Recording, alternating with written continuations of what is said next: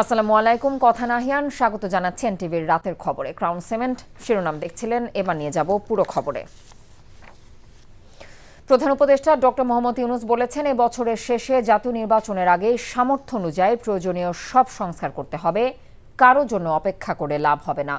প্রধান উপদেষ্টার তেজগাঁও কার্যালয়ে পুলিশ কর্মকর্তাদের সাথে সভায় ভালো কাজের মাধ্যমে নতুন বাংলাদেশ করতে এবং পুলিশের ভাবমূর্তি ফিরিয়ে আনতে বাহিনীর সদস্যদের প্রতি নির্দেশনা দেন ডক্টর ইউনূস। বলেন, আইন শৃঙ্খলা ঠিক না থাকলে কিছুই কাজে আসবে না। আরও জানাচ্ছেন মোকসিমুল হাসান। আইন শৃঙ্খলা পরিস্থিতি নিয়ে পুলিশের বিভিন্ন পর্যায়ের শতাধিক কর্মকর্তাদের সঙ্গে জরুরি বৈঠক করেন প্রধান উপদেষ্টা। বক্তব্যের শুরুতেই অধ্যাপক ইউনূস বলেন, ছাত্র জনতার গণ অভ্যুত্থানের আগে পুলিশের কৃতকর্মে বাহিনীর সুনাম নষ্ট হয়েছে। ইতিবাচক কর্মকাণ্ডের মাধ্যমে ভাবমূর্তি ফিরিয়ে আনতে প্রয়োজনীয় নির্দেশনা দেন দেশের নির্বাহী প্রধান। যে নতুন করে আমাদের যাত্রা শুরু হলো, এটা একটা মস্ত বড় সুযোগ। এই সুযোগটার উপরে আমি আন্ডারলাইন করছি, এই সুযোগটা যেন আমরা হারিয়ে না ফেলি। তো সেখানে পুলিশ বাহিনী একটা মস্ত বড় ভূমিকা পালন করে। যেই সরকার তোমাদের নিয়ে কাজ করছে, সেই সরকারের ইচ্ছা যে তোমরা সেই ভাবমূর্তিতে চলে আসো, যাতে করে সবাই দুনিয়া সবাই দেখে, মানুষ দেশের মানুষও দেখে আমরা শুধু পুলিশ বাহিনী না, আমরা নতুন বাংলাদেশের পুলিশ বাহিনী। তোমার কাজে কর্মে তখন মানুষ অতীত ভুলে যাবে, মাফ করে দেবে। গণ অভ্যুত্থানের ফলে সৃষ্ট সুযোগকে কাজে লাগিয়ে প্রয়োজনীয় সংস্কারের মাধ্যমে দেশ গঠনের পরিকল্পনার কথাও জানান প্রধান উপদেষ্টা। আমরা বলছি ডিসেম্বরে নির্বাচন হবে, এর মধ্যে যা আমরা করতে চাই, যা আমাদের সামর্থ্য আছে, এগুলো করে ফেলা। আমাদের যত সংস্কার করার দরকার আছে আমি করে ফেলি, কারোর জন্য অপেক্ষা করে আমাদের কোনো ফায়দা হবে না। আমরা সেই অংশটা করব, এটা আশ্বাস দিলাম তোমাদেরকে। তোমরা আমাদেরকে বলবো যে আমরা আমাদের পার্টটা আমরা করবো। আমরা এই নতুন বাংলাদেশের নতুন সৈনিক পুলিশ বাহিনী হব। বাংলাদেশকে সম্ভাবনার দেশ উল্লেখ করে ডক্টর ইউনূস বলেন, যেসব দেশ এখন বিশ্ব নেতৃত্ব দিচ্ছে তাদের কাতারে থেকেই বাংলাদেশ এগিয়ে যেতে সক্ষম। Muksimul Hasan, NTV news, Dhaka. এই ঈদে জামা জুতো অ্যাকসেসরিজের ডিসকাউন্ট। নতুন আইনে ডিএনএ রিপোর্ট ছাড়াও ধর্ষণ মামলার বিচার কাজে সুযোগ আছে বলে জানিয়েছেন আইন উপদেষ্টা ডক্টর আসিফ নজরুল। উপদেষ্টা পরিষদে নারী ও শিশু নির্যাতন দমন সংশোধন অধ্যাদেশ 2025-এর খসড়ার নীতিগত অনুমোদন শেষে একথা বলেছেন তিনি। পরিবেশ উপদেষ্টা রেজওয়ানা হাসান বলেছেন, ধর্ষণ মামলার তদন্ত বিচারের সময় কমিয়ে অর্ধেক করতে সংশোধিত নারী ও শিশু নির্যাতন দমন আইনের খসড়া প্রণয়ন করা হয়েছে। তামজিদ সুমনের রিপোর্ট। নারী ও শিশু নির্যাতন দমন সংশোধন অধ্যাদেশ 2025-এর খসড়ার নীতিগত অনুমোদন দিয়েছে উপদেষ্টা পরিষদ। প্রধান উপদেষ্টা অধ্যাপক মোহাম্মদ ইউনূসের সভাপতিত্বে অনুষ্ঠিত উপদেষ্টা পরিষদের বিশেষ বৈঠকে এই অনুমোদন দেয়া হয়। বৈঠকে নারী ও শিশু দমন নির্যাতন আইন 2000-এর বেশ কিছু সংশোধনী আইন মন্ত্রণালয়ের পক্ষ থেকে উত্থাপন করা হয়। ধর্ষণ মামলা দ্রুত নিষ্পত্তি করার জন্য চট্টগ্রাম ও রাজশাহীতে আরও 2টি ডিএনএ ল্যাব স্থাপনের সিদ্ধান্ত নেওয়া হয়েছে বলে জানিয়েছেন আইন উপদেষ্টা। এছাড়া শিশু ধর্ষণ মামলা পরিচালনার জন্য এই অধ্যাদেশে বিশেষ ট্রাইব্যুনাল গঠনের বিধান রাখা হয়েছে।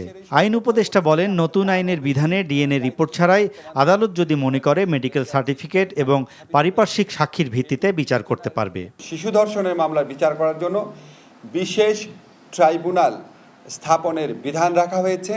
বিচার এবং তদন্তের সময় কমানো হয়েছে। আমরা এটার উপর সর্বোচ্চ গুরুত্ব দিচ্ছি।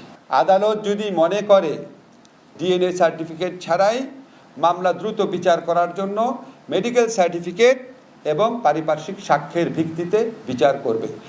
বন ও পরিবেশ উপদেষ্টা রিজওয়ানা হাসান বলেছেন, ধর্ষণ মামলার তদন্ত ও বিচারের সময় কমিয়ে আনতে আইনের খসড়া প্রণয়ন করা হয়েছে। বিশেষ জুডিশিয়াল সার্ভিস কমিশনের মাধ্যমে দ্রুত কিছু সংখ্যক বিচারক নিয়োগ দেওয়ার প্রক্রিয়া শুরু করা হবে, যাতে করে ধর্ষণ সহ অন্যান্য মামলার বিচার প্রক্রিয়া ত্বরান্বিত করা যায়। শুধু দ্রুত সময়ে নয়, ধর্ষণ মামলার বিচার যাতে নিশ্চিত হয় এই সব বিষয়গুলো বিবেচনায় রাখার পরামর্শ দেওয়া হয়েছে বলেও জানান আইন উপদেষ্টা। Tamjid Suman, NTV news, Dhaka. প্রধান বিচারপতি ডক্টর সৈয়দ রেফাত আহমেদ বলেছেন, আগামী দিনগুলো বিচার বিভাগের প্রাতিষ্ঠানিক স্বায়ত্তশাসন অর্জনের জন্য অত্যন্ত গুরুত্বপূর্ণ। বিচার বিভাগ সংস্কারের লক্ষ্যে প্রধান বিচারপতি ঘোষিত রোডম্যাপ বাস্তবায়নে সহায়ক ভূমিকা পালন করতে বাংলাদেশে আইন সমিতির সদস্যদের প্রতি আহ্বান জানিয়েছেন তিনি।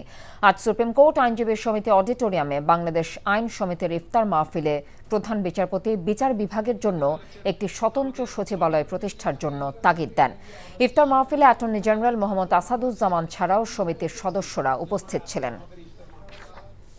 প্রতিশ্রুতি ভেঙে লালমনিরহাটের দহগ্রাম সীমান্তের শূন্যরেখায় আবারও কাঁটাতারের বেড়া স্থাপনের চেষ্টা চালিয়েছে ভারত। বিজিবি জানায়, দহগ্রামের মাস্টারপাড়া সীমান্ত এলাকায় বিএসএফ তাদের গ্রামবাসীদের দিয়ে শূন্যরেখার মাত্র 3 থেকে 4 গজের মধ্যে প্রায় 4 ফুট উচ্চতার বেড়া স্থাপন করতে থাকে। বিষয়টি জানতে পেরে দহগ্রাম আঙ্গরপোতা বিজিবি ক্যাম্পের একটি টহল দল ঘটনাস্থলে গিয়ে বাধা দেয়। প্রথমে তর্কে জড়িয়ে পড়ে বিজিবি বিএসএফ। এ সময় বিজিবি নিষেধ সত্ত্বেও জোর করে বেড়া নির্মাণের চেষ্টা অব্যাহত রাখার এক পর্যায়ে খুঁটি ও কাঁটাতার উপড়ে দেয় বিজিবি। এতে কিছু সময়ের জন্য উভয় বাহিনীর মাঝে উত্তেজনা দেখা দিলেও শেষ পর্যন্ত কাজ বন্ধ করে খুঁটি ও কাঁটাতার নিয়ে চলে যায় ভারতীয়রা। সম্প্রতি বিজিবি বিএসএফ সেক্টর কমান্ডার পর্যায়ে অনুষ্ঠিত বৈঠকে শূন্যরেখার 150 গজের মধ্যে কোনো ধরনের স্থাপনা নির্মাণ না করার প্রতিশ্রুতি দিয়েছিল বিএসএফ। এই ঈদে জামা জুতো অ্যাক্সেসরিজের ডিসকাউন্ট। রোববারের মধ্যে বকেয়া বেতন পরিশোধের আশ্বাসে অবস্থান কর্মসূচি প্রত্যাহার করেছে বাংলাদেশ রেলওয়ে অস্থায়ী টিএলআর শ্রমিকরা।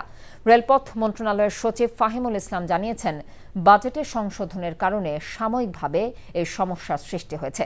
তবে এই ধরনের সমস্যা যাতে ভবিষ্যতে না হয় সে বিষয়ে কাজ করা হবে। যাত্রীদের জিম্মি করে কোনো ধরনের কর্মসূচি সরকারের পক্ষ থেকে গ্রহণযোগ্য নয় বলে মন্তব্য করেছেন তিনি। এর আগে সকালে বকেয়া বেতনের দাবিতে রেল ভবনের সামনে অবস্থান কর্মসূচি পালন করছে বাংলাদেশ রেলওয়ের অস্থায়ী টিএলআর শ্রমিকরা। অবস্থান কর্মসূচিতে টিএলআর শ্রমিকরা অভিযোগ করেন, কারো 5 মাসের, কারো 7 মাসের, কারো বা 11 মাসের বেতন বাকি। কাজ শুরু হয়ে গেছে, হ্যাঁ, মানে তারা টাকা হাতে পেতে 2-1 দিন লাগবে, বাট কাজ অলরেডি চলছে। কাজে এই বিষয়টি আমরা তাদের মেনে না নেওয়ার বিষয় না, তাদের টাকা পাওয়া দিয়ে কথা, তারা টাকা পেয়ে যাবে। আর এ ব্যাপারে ওই যাত্রীদেরকে জিম্মি করে এই অবস্থায় আপনার যে কোনো রকমের কর্মসূচি কোনোটাই সরকারের পক্ষ থেকে গ্রহণযোগ্য নয়। 17 বছর প্রবাসীরা ভোট দিতে পারেনি উল্লেখ করে যুক্তরাজ্য বিএনপির সাধারণ সম্পাদক কায়সার এম আহমেদ বলেছেন, প্রবাসীরা একটি গণতান্ত্রিক নির্বাচনের জন্য অধীর আগ্রহে রয়েছে। সুনামগঞ্জের জগন্নাথপুর উপজেলা আশারকান্দি ইউনিয়ন বিএনপির সহযোগী সংগঠন উদ্যোগে ইফতার মাহফিলে একথা জানিয়েছেন তিনি। দেশের মানুষ যখন ফ্যাসিস্ট হাসিনার বিরুদ্ধে আন্দোলন করছিল, তখন প্রবাসীরাও প্রবাস থেকে এই আন্দোলনে সামিল হয়েছেন। আর এ কারণেই আওয়ামী লীগের লোকজন প্রবাসীদের বাড়িঘর সম্পত্তি দখল করেছে। দ্রুত নির্বাচন দিতে অন্তর্বর্তী সরকারের প্রতি আহ্বান জানিয়েছেন তিনি। মাগুরায় পাশবিক নির্যাতনে নিহত আসিয়ার বিদেহী আত্মার মাগফিরাত কামনায় দোয়া এবং ইফতার মাহফিল অনুষ্ঠিত হয়েছে। শোকার্ত মাগুরাবাসীর ব্যানারে মাগুরা সরকারি হোসেন শহীদ সোহরাওয়ার্দী কলেজ মাঠে দোয়া এবং ইফতার মাহফিলে বিভিন্ন শ্রেণী পেশার হাজারো মানুষ অংশ নেন। উপস্থিত ছিলেন বিএনপির খুলনা বিভাগীয় ভারপ্রাপ্ত সাংগঠনিক সম্পাদক অনিন্দু ইসলাম অমিত সহ অন্যান্যরাও। এ সময় বক্তারা বলেন, পাশবিক নির্যাতনের শিকার হয়ে আর একটি শিশুরও যেন মৃত্যু না হয়। বিএনপি নেতারা বলেন, দলের ভারপ্রাপ্ত চেয়ারম্যান তারেক রহমান সব সময় নির্যাতিত মানুষের পাশে থাকবেন। দ্রুত সময়ের মধ্যে আসিয়া ধর্ষণ কাণ্ডে জড়িতদের দৃষ্টান্তমূলক শাস্তির দাবি জানিয়েছেন বক্তারা। প্রবাসীদের সমস্যার সমাধান, রেমিটেন্স প্রবাহ বৃদ্ধি এবং নতুন শ্রমবাজার তৈরিতে 9 দফা প্রস্তাবনা দিয়েছে এনআরবি রাইটস মুভমেন্ট ম্যানচেস্টারের চেয়ারম্যান ব্যারিস্টার মেজানুর রহমান। সকালে রাজধানীর ঢাকা রিপোর্টার্স ইউনিটিতে এক সংবাদ সম্মেলনে তিনি বলেন, বিশ্বের বিভিন্ন দেশ থেকে billion billion dollar, pound, euro, দিরহাম রেমিটেন্স পাঠিয়ে যাচ্ছে বাংলাদেশে, কিন্তু বিনিময়ে তারা কিছুই পাচ্ছে না। বিভিন্ন সরকার প্রবাসীদের ভোটাধিকার প্রয়োগের প্রতিশ্রুতি দিলেও তা বাস্তবায়ন হয়নি। এছাড়া বিমানবন্দরে হয়রানি সহ বিভিন্ন হয়রানির শিকার হতে হয় তাদেরকে। এ সকল সংকট থেকে মুক্তি পেতে একজন অভিজ্ঞ এনআরবিকে প্রবাসী কল্যাণ মন্ত্রণালয়ের দায়িত্ব দেওয়ার দাবি জানায় সংগঠনটি। ঋণের আওতা বাড়াতে নীতিগত পরিবর্তন এনেছে বাংলাদেশ ব্যাংক। নতুন নীতিমালা অনুযায়ী ব্যক্তি পর্যায়ে প্রান্তিক অপ্রাতিষ্ঠানিক উদ্যোক্তারাও ঋণ পাবেন। ট্রেড লাইসেন্স নেই এমন উদ্যোক্তাদের 5 লাখ টাকা পর্যন্ত ঋণ পেতে লাগবে না জামানত।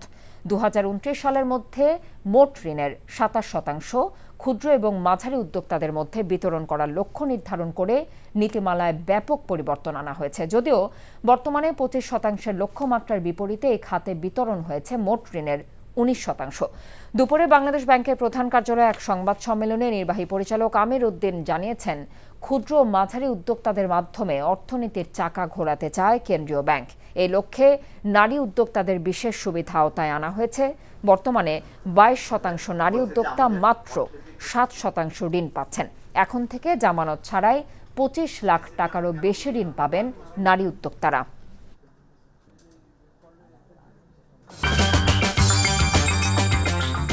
এই ছিল এনটিভির রাতের খবরে। এই খবরের ভিডিও সহ আপডেট জানতে ভিজিট করুন এনটিভি অনলাইন www.ntvbd.com।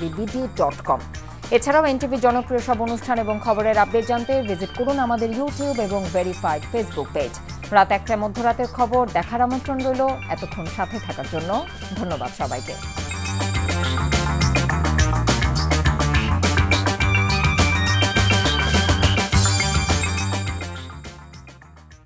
এই ঈদে জামা জুতো অ্যাক্সেসরিজের ডিসকাউন্ট।